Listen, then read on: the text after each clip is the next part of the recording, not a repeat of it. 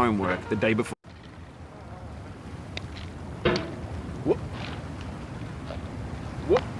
There's no feeling more intense than starting over. If you deleted your homework the day before it was due, as I have, or if you left your wallet at home and you have to go back after spending an hour in the commute. If you won some money at the casino and then put all your winnings on red but it came up black. If you got your best shirt dry cleaned before a wedding and then immediately dropped food on it. If you won an argument with a friend and then later discovered that they just returned to their original view. Starting over is harder than starting up. If you're not ready for that, like if you've already had a bad day, then what you're about to go through might be too much. Feel free to go away and come back. I'll be here. Alright, thanks for coming with me on this trip. I'll understand if you have to take a break at any point.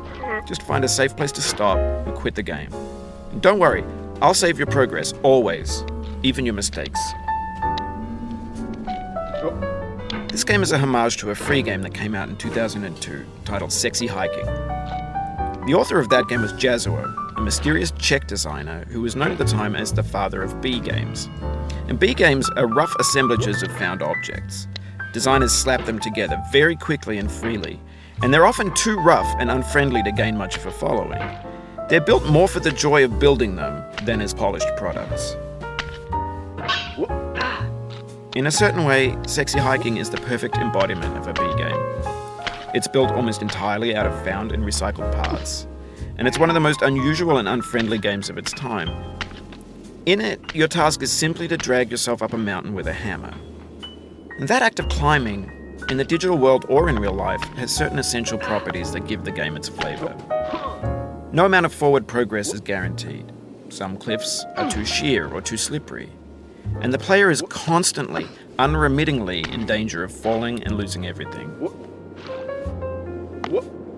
Anyway, when you start Sexy Hiking, you're standing next to this dead tree that blocks the way to the entire rest of the game. It might take you an hour to get over that tree, and a lot of people never got past it. You prod and you poke at it, exploring the limits of your reach and your strength, trying to find a way up and over. And there's a sense of truth in that lack of compromise. Most obstacles in video game worlds are fake. You can be completely confident in your ability to get through them once you have the correct method or the correct equipment or just by spending enough time. In that sense, every pixelated obstacle in Sexy Hiking is real. The obstacles in Sexy Hiking are unyielding, and that makes the game uniquely frustrating. But I'm not sure Jazuo intended to make a frustrating game. The frustration is just essential to the act of climbing, and it's authentic to the process of building a game about climbing. A funny thing happened to me as I was building this mountain. I'd have an idea for a new obstacle, and I'd build it, test it, and it would usually turn out to be unreasonably hard. But I couldn't bring